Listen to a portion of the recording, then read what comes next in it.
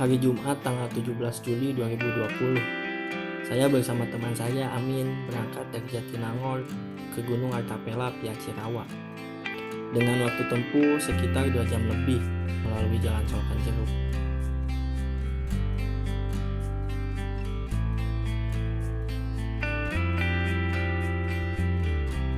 Di tengah perjalanan, kami memutuskan untuk beristirahat terlebih dahulu dengan alasan perut yang mulai keroncongan serta panasnya matahari di siang hari yang begitu hangat.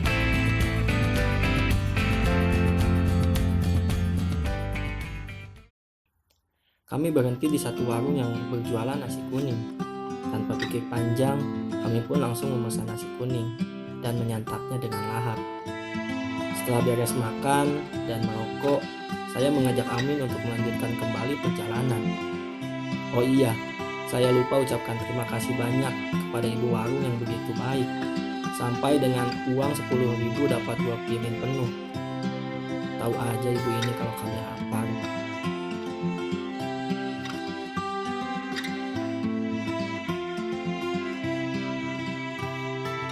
Akses jalan ke pos pendakian Gunung Artapela via Cirawa sangat baik. Dan menurut saya pemandangannya sangat memanjakan mata. Awalnya kami sempat salah karena melihat di Google Map untuk Gunung Artapela itu diarahkan ke jalur pendakian Pangalengan. Tapi untuk saja di tengah perjalanan saya melihat ada tulisan pos pendakian Gunung Artapela via Cirawa. Hingga tak terasa kami pun sampai di pos pendakian. Saya langsung membayar simaksi dan tiket parkir kendaraan. Untuk biaya simaksi dikenakan 15.000 per orang dan 10.000 untuk satu motor, serta 5.000 untuk uang kebersihan untuk setiap tenda yang akan didirikan. Oh iya, kata petugasnya jarak dari pos pendakian ke puncak itu hanya membutuhkan waktu 3 jam saja. Tapi ingat ya, ini kata orang asli sana yang sudah sering ke puncak. Dia tahu kalau kaum santuy seperti saya. Setelah semua selesai, kami pun langsung melakukan pendakian tepat saat azan asar berkumandang. Karena kami muncak pada hari Jumat, jadi trek pendakian tidak terlalu ramai. Kami pun selama di jalur pendakian hanya bertemu satu rombongan saja yang turun. Baru saja keluar perkampungan warga, kami langsung disuguhi satu tanjakan yang lumayan menguras tenaga. Atau mungkin ini hanya efek terlalu lama isolasi mandiri. Pemandangan di sekitar jalur pendakian sangat indah. Di kejauhan kalian bisa lihat satu gunung yang saya tidak tahu itu gunung apa. Hanya kelihatannya indah saja sih.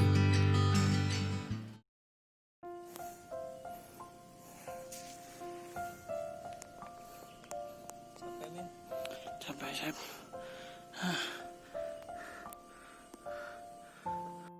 Oh iya, ini tanjakan yang menurut saya paling menyiksa. Sampai saya beberapa kali meminta untuk beristirahat. Tapi wajarlah, karena sedari awal kami mau mendaki tanpa dikejar waktu. Kalau orang Sunda bilangnya pendakian riweuh.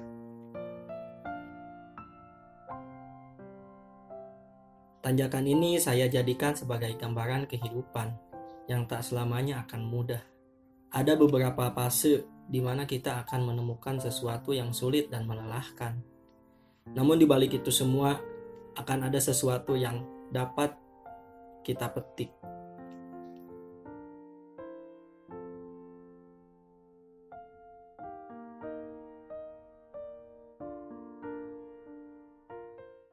Min, eta tangkal naon, Min?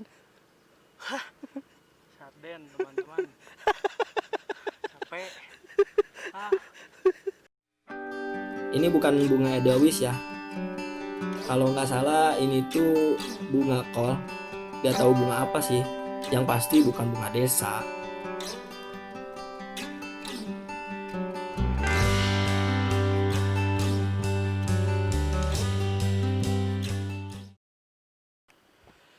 Jadi puncak masih lumayan de jauh tuh puncak tuh.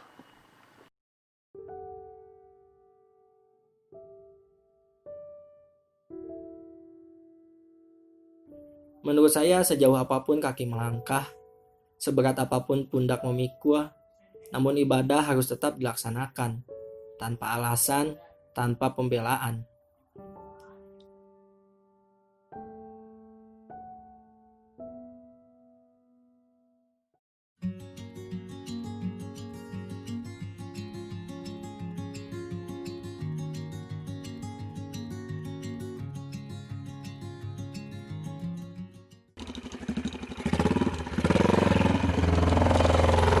Kalian jangan kaget kalau mendaki Gunung Artapela banyak sekali motor yang naik turun.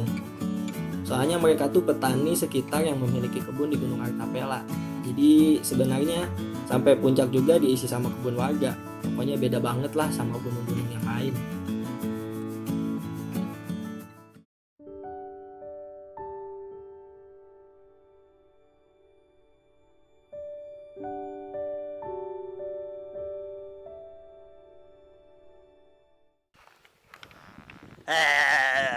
Dio.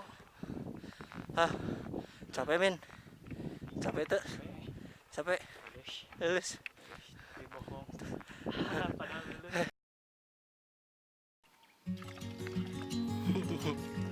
Tidak sesuai ekspektasi. Ternyata airnya berwarna hijau. Hei kau.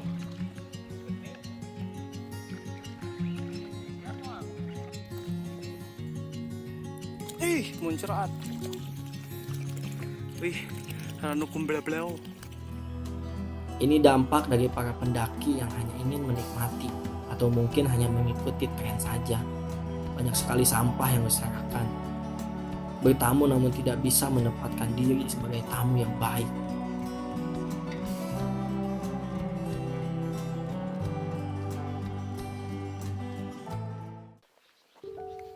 Saya jadi teringat pada trik pendakian Semeru yang identik dengan jembatan merah. Hari mulai sore dan kami masih di trek pendakian yang belum pernah sama sekali kami singgahi. Ada perasaan takut juga, mana samping kanan tuh jurang lumayan dalam. Ada satu pertanyaan, kenapa orang udah enak diem di rumah, ada kasur, ada segalanya enak, mau-maunya ke hutan? Jawab. Siapa goblok?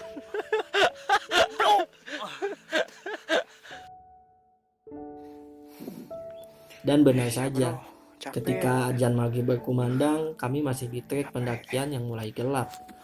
Tapi kami yakin, kami pasti sampai. Tinggal semangat gitu. Dan alhamdulillah, tepat jam 18.40, kami sampai di puncak Sulibra. Kami pun langsung mendirikan tenda dan melaksanakan sholat. Karena seperti tadi yang saya katakan, dimanapun dan dalam situasi apapun, salat harus tetap dilaksanakan tanpa tapi dan pembelaan diri. Setelah salat maghrib dan salat isya, kami langsung bagi-bagi tugas. Saya memanaskan air untuk menyeduh kopi dan memasak tahu goreng. Amin menyiapkan sayuran untuk membuat bakwan atau bala-bala ala puncak gunung. Udah ringan. Non, Lagi mau na? Lah ajig dah ayo. Ajig mau siya. Sudah ayo tuh naon aja. Amin. iya.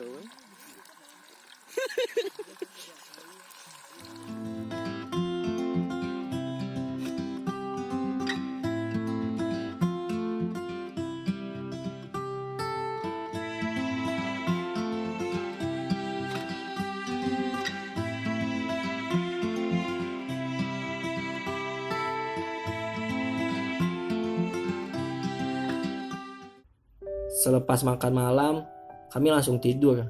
Dan wow, gunung ini kecil-kecil dinginnya menusuk tulang juga ya. Sampai semalaman Amin terus bergumam menggigil, membuat saya panik takut kena hipotermia. Tapi akhirnya sang mentari muncul menampakkan sinarnya. Terlihat banyak orang yang mulai keluar tenda untuk mengabadikan sebuah keindahan samudera di atas awan. Atau mungkin ada yang sedang mendekati seseorang dengan memberikan salam dari ketinggian. Atau mungkin juga ada seseorang yang seperti saya, sedang kebingungan dengan masa depan. Maklum ya, mahasiswa tingkat akhir. Oh iya, lahan di puncak Sulibra ini sangat luas sekali. Jadi jangan takut bagi kalian untuk kehabisan tempat mendirikan tenda.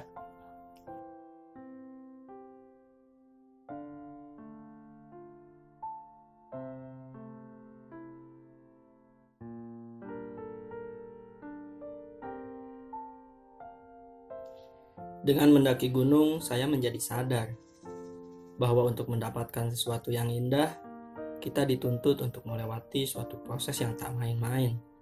Seperti saat ini, saya bisa melihat keindahan alam dari puncak gunung Artapela.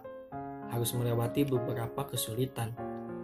Dari kaki lecet, bahu pegal, karena memikul carry yang berisikan alat-alat pendakian, belum lagi rasa lelah yang sesekali memaksa untuk menyerah dan kembali pulang. Terlebih menghindari hiruk-pikuk perkotaan, menyatu dengan dinginnya alam dan suara burung dari balik pepohonan.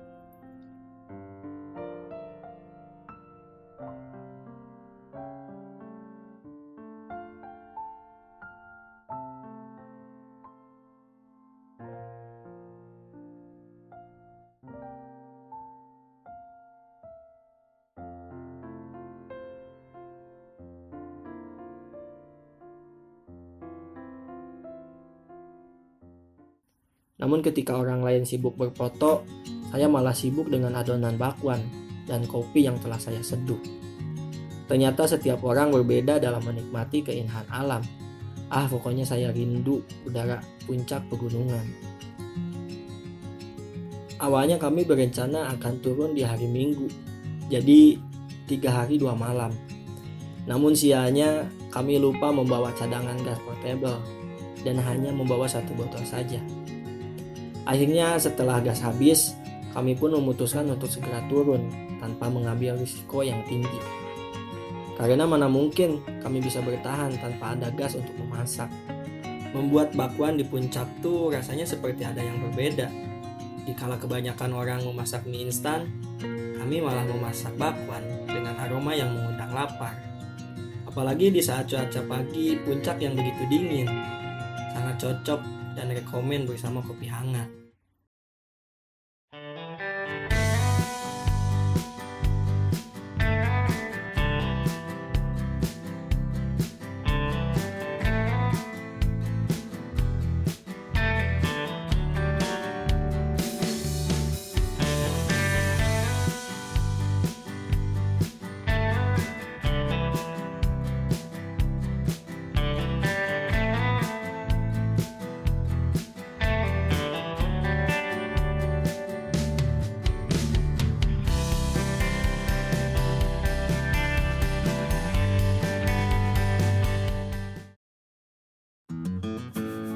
Buat kalian yang lupa bawa kopi atau cemilan, santai saja. Karena di puncak Gunung Artapela ini ada 3 warung yang menyediakan kopi, mie, dan minuman lainnya.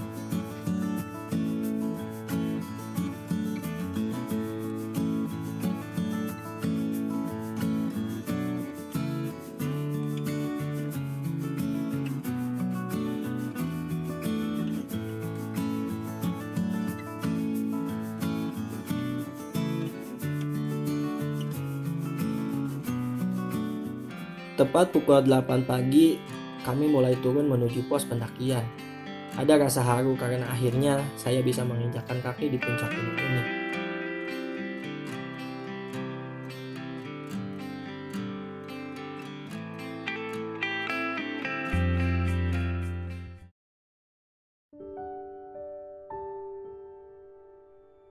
Terima kasih untuk teman saya Amin yang sudah mau menemani sampai puncak Gunung Artapela dalam ekspedisi Gunung Jawa Barat.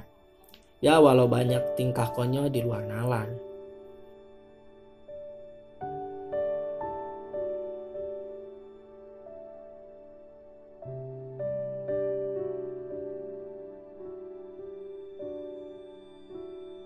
Mungkin ini menjadi alasan kenapa mendaki gunung itu menjadi seperti candu.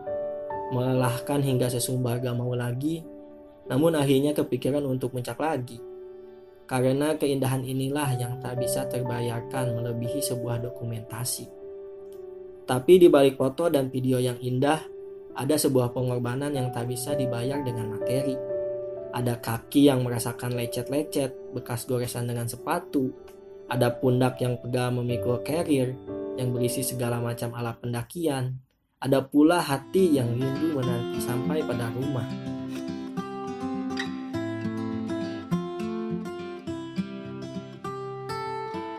Ada aja ya orang yang mau capek-capek ke gunung, bawa tas carrier, padahal di rumahnya sudah enak, segala tersedia dengan mudah. Atau mungkin sudah menjadi siklus manusia yang akhirnya ingin kembali pada hutan dan tanah.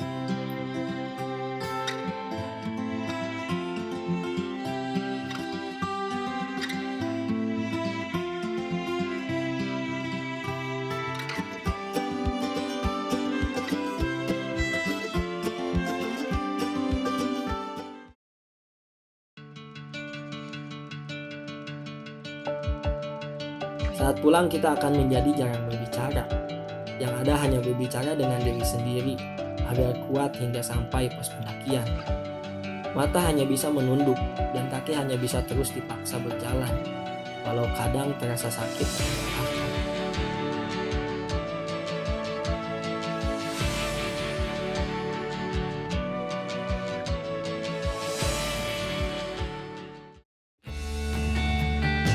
Setelah 1,5 jam perjalanan turun, alhamdulillah kami pun sampai juga di pos pendakian.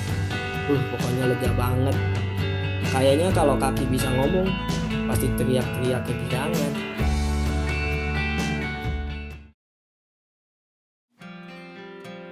Ada satu keresahan yang saya rasakan. Entah kapan ekspedisi ini akan berakhir. Entah gunung mana lagi yang bisa saya datangi dikala wabah terus gencar menyerang. Semoga saja Allah memberikan yang terbaik, diberikan rezeki dan waktu yang tepat untuk bisa mendaki lagi. Salam satu tanah, tanah air Indonesia.